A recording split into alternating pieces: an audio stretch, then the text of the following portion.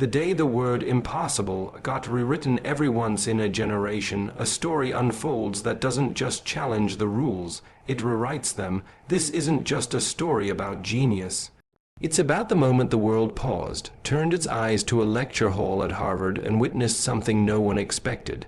Not a breakthrough from a Nobel laureate, not a declaration from a tenured professor, but a raised hands, small, brown-skinned, 12 years young, from the very back of the room. It all began in a space reserved for greatness, where the most brilliant minds gathered to debate the edge of knowledge. A place where theories were torn apart and only the most refined ideas survived. And on one particular day, a titan of theoretical physics stood before a crowd and issued a challenge he believed no one, alive or dead, could meet. This equation, he said, is impossible to solve, but that was before a 12-year-old black girl stood up and proved the universe had something else in mind. This leads directly into keynote 1. Harvard professor declares a math problem impossible. Harvard professor declares a math problem impossible. The lecture hall at Harvard University was something out of a dream. Vaulted ceilings, dark oak desks, and gold-trimmed portraits of intellectuals. Legends watching over the minds of tomorrow. It was a room reserved for brilliance, but on that particular morning, even brilliance held its breath. At the front stood Professor William Langford, a legend in theoretical physics. He was known as the gatekeeper of impossible problems, a man whose mind was sharper than the edge of Occam's razor. With a click of a remote, he illuminated the board with a mathematical monster. The infamous unified field equation, a paradox that had devoured geniuses for generations. His voice rang with the kind of finality only men of absolute certainty possess. This, he declared, tapping the chalkboard with a confident snap, is the edge of the map. No one has ever crossed it. Einstein died trying. I've spent 30 years here, and today I am telling you it is impossible. The word impossible didn't just echo, it settled. A weight dropped in the minds of every student, every visiting scholar. Some stared in awe, others lowered their eyes. After all, when a titan like Langford declared something unsolvable, who could dare to challenge him? But in the shadows near the back of the hall, someone did dare. 12-year-old black girl attends a Harvard lecture as a guest. Her hoodie was too big, and her notebook was held together with tape. She sat in the final row, legs dangling from a chair too tall for her, surrounded by a sea of graduate students. Her name was Amina Davis, a 12-year-old girl from the east side of Baltimore, attending as part of a gifted youth STEM program. To most, she was invisible, a child in a sea of grown ambition, but Amina didn't come to be seen. She came because something inside her was louder than doubt, curiosity. The kind that kept her awake at night, sketching out equations on cereal boxes and solving logic puzzles meant for NAS interns. While the others watched Professor Langford in awe, Amina watched the numbers, and then she frowned. It wasn't arrogance, it was instinct. Something about the professor's third assumption didn't sit right with her. The formula was collapsing in the wrong place. His vectors lacked dimensional continuity. He was missing something, and she saw it. For 10 minutes, her hand hovered in hesitation. Who was she to question him? Then, with the weight of 1,000 years of history telling her to be silent, she raised her hand. That single moment, a 12-year-old black girl interrupting a Harvard titan, would become the spark that shattered everything thought to be impossible. Professor challenges the class with the unsolvable equation. The room dimmed slightly as the projector whirred to life, casting a harsh white light across a chalkboard filled with tangled, arcane symbols. It wasn't just math, it was the language of the universe, and few were fluent in it. Professor Langford's voice sliced through the stillness like a scalpel. I've taught over 3,000 students. I've published work that helped build satellites and shape dark matter theory, but this...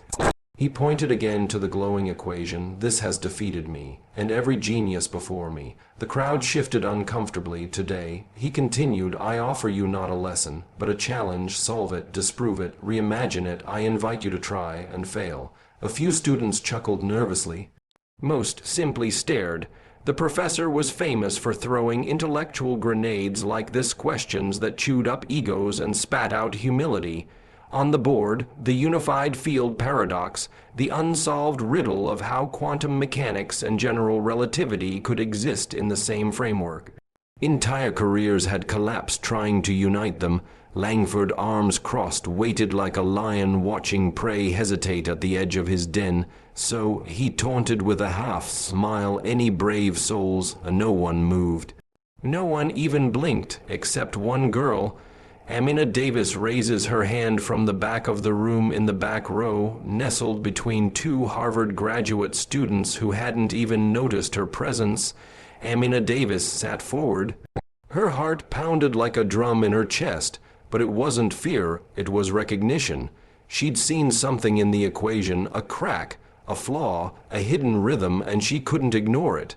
Her hand lifted slowly, as if even the air resisted her courage. For a heartbeat, the room didn't notice, then a few eyes turned, then more, then silence. Langford squinted into the dim auditorium. "Yes," he called, surprised. "Do you have a question?" Amina stood. "Not a question, sir, a correction." Gasps fluttered like wind through the seats. A correction from a middle school guest. Langford raised an eyebrow, the corner of his mouth twitching in amusement. "You found a flaw in my analysis." "Yes," she said, voice steady. "In the fifth reduction, you eliminate the vector field assuming linear decay. But if entropy behaves non-linearly across entangled dimensional states, your assumption collapses." Now it was the room that collapsed into stunned silence. A Harvard doctoral student leaned forward, mouth open. Langford paused. His amusement vanished, replaced by curiosity laced with disbelief. "Come down here," he said. Amina clutched her notebook and walked toward the front, not with the pride of someone wanting to prove something, but with the focus of someone who couldn't not speak up, because the numbers didn't lie. And if the numbers were trying to say something, she was going to listen. She took the chalk from Langford's hand. The next moment would rewrite everything. She identifies a critical flaw in the professor's assumptions. All eyes were locked on Amina as she approached the chalkboard. Chalk in hand, hoodie sleeves slightly covering her fingers, and eyes focused with unshakable precision. She didn't seem nervous. She wasn't performing. She was thinking. So deeply the world around her blurred. The equation spanned 6 feet of the board, a twisted serpent of symbols and theoretical operators. Professor Langford stood only feet away, arms folded, brows furrowed, not angry, not dismissive, but curious in a way that made the entire room lean forward with him. Amina circled a portion of the equation midway through. "This step," she began, her voice steady, "is where the problem begins." She pointed to the fifth reduction, where Langford had simplified a complex vector field under the assumption of linear entropy decay. "But if you apply phase, state entanglement theory," she continued, "this decay isn't linear, it fluctuates non-linearly, especially under interdimensional convergence." A PhD student in the front row gasped. Langford tilted his head, stunned. "What do you mean by convergence?"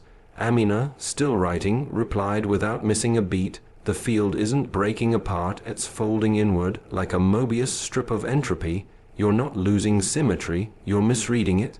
The silence that followed was thunderous. She had seen what no one else dared to imagine. The foundation wasn't flawed, it was misinterpreted. Langford's impossibility had a crack, and Amina had found it with the clarity of a mind unshaped by academic arrogance. Amina is invited to the board to explain her theory. Langford had seen brilliance before. He'd taught prodigies, debated Nobel winners, even once sat across from Stephen Hawking. But never had he seen a child dismantle his framework like this. He stepped aside completely now, gesturing to the board. "Please," he said, chalk trembling slightly in his hand, "show us." Amina didn't hesitate. With movements both fast and deliberate, she wiped clean an entire section and began reconstructing the problem using a structure no one in the room had seen before. Her equations weren't just mathematically elegant. They were alive, flowing like verses of a song only she understood. As she wrote, her thoughts came aloud like poetry. Time and gravity aren't fighting each other. They're dancing. The interference patterns don't collapse. They echo. The entropy you assumed was lost is simply folding back into the cycle. Langford took a step back. His pride bruised, yes, but his soul stirred. He was witnessing a moment that might live in scientific history forever. Gasps rippled through the lecture hall as students leaned forward in awe. Amina's notebook, filled with scribbled proofs, hand-drawn graphs, and annotations made in colorful ink, sat on the edge of the podium like a sacred text. She wasn't just explaining a theory, she was changing one. By the time she put the chalk down, she turned and faced the professor with nothing more than a humble shrug. "It's not a full solution," she said softly, "but it's a start, and maybe the wall isn't where you thought it was." Langford looked at her no longer as a child, but as a peer. "She reframes the entire problem using advanced concepts." The room was breathless. Amina had stepped away from the board, but her equations still glowed in the minds of those watching, as if she had opened a door into another layer of reality. For a girl who had never stepped foot in a university lecture hall before that day, she had just done what seasoned professors hadn't. She reframed the problem not with brute force calculations, but with elegant insight. Instead of wrestling the equation into submission, she danced with it. She treated the paradox not as a wall, but as a mirror, one that reflected a deeper truth. She challenged the rigid assumptions that had trapped others. What if gravity and time didn't oppose quantum mechanics, but existed as quantum phenomena themselves under hidden symmetries? Her theory pulled from obscure areas: quantum entanglement in chaotic systems, non-Euclidean manifolds, even vortex loop behavior in theoretical multiverse threads. It was the kind of language usually spoken behind closed doors at think tanks, not on the lips of a 12-year-old in sneakers and a hoodie, but there she was. One of Langford's own graduate students whispered, "She's years ahead, maybe decades." Amina, unaware of the awe she'd stirred, looked at the board one last time before stepping back and sitting down quietly, as if all she'd done was ask a question in class. But she hadn't asked a question. She'd rewritten the question itself. The room is left in shock as the professor admits she's right for what felt like an eternity. Professor Langford said nothing. He stared at the board, arms at his sides, his ego waging war with his intellect. He had stood on this very stage and declared this problem impossible. Now, mere minutes later, a girl not old enough to drive had cracked it open like a riddle whispered by the universe itself. Slowly, he approached the chalkboard again, not to correct her work, but to read it, to understand it.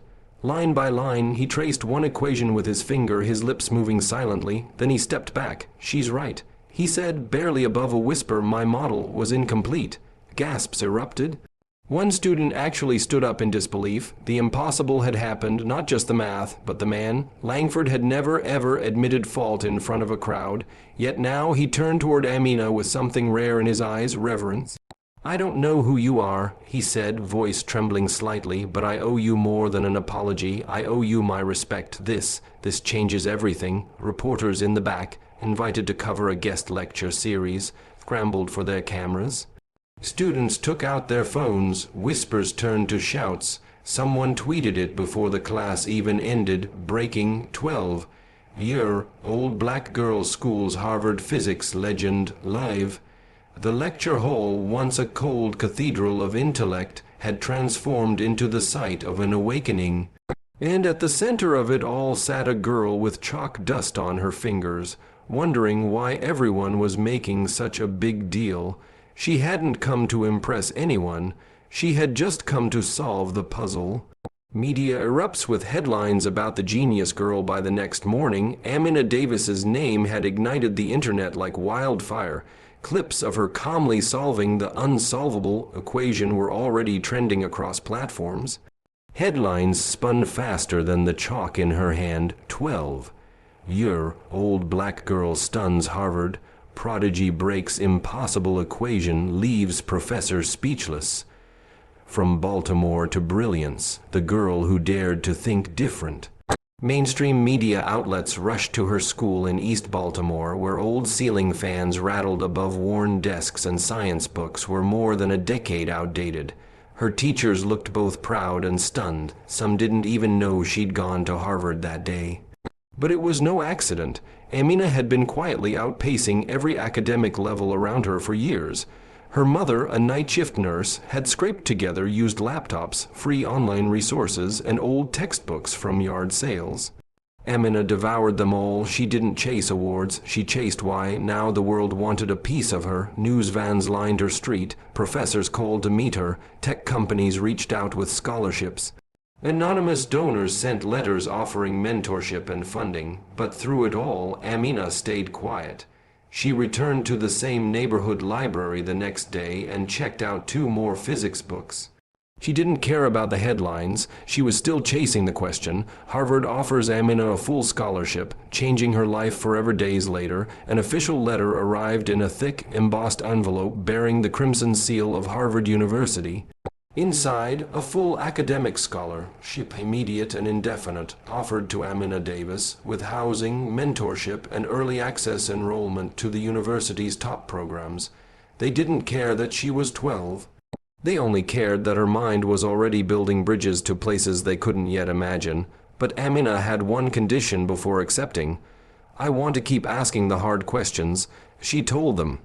Not be told when to stop. Harvard agreed. She didn't want red carpets or interviews. What she wanted was time, space, chalkboards big enough to stretch her thoughts across, professors who would challenge her, not patronize her, and a seat at the table where the future of science was being shaped. Not when she turned 18, not in 10 years. Now, and that's exactly what she got. The little girl who once solved equations on the backs of cereal boxes now stood at the helm of academic conversations in one of the most prestigious institutions on Earth. But perhaps the most beautiful moment came later that year, when she returned to speak at a youth science conference. She stood on stage, clutching the same worn notebook she'd carried into that Harvard hall. Looking out at a sea of young, hopeful faces, she said, "The impossible isn't a wall, it's just a door that hasn't been knocked on hard enough." And with that, Amina Davis wasn't just a prodigy. She became a symbol for every child who'd ever been overlooked, and for every mind bold enough to raise its hand. The girl who raised her hand and lifted the ceiling for us all. When Amina Davis raised her hand that day, she wasn't just pointing out a flaw in an equation. She was challenging centuries of assumptions about brilliance, about age, about race, and about who gets to ask the big questions. She didn't wear a lab coat or hold a PhD. She had no polished resume or spotlight. What she had was vision and the quiet courage to speak when the world least expected it. And because she did, everything changed. Her story rippled beyond equations, beyond Harvard, beyond the walls of that lecture hall. It reminded us that genius isn't something you're given permission to be. It's something you become when curiosity refuses to stay silent. Amina didn't set out to be extraordinary. She set out to find the truth. And in doing so, she reminded us all that the boundaries we fear most, the ones marked impossible, are often just the start of a brand new question waiting for the right mind to raise its hand.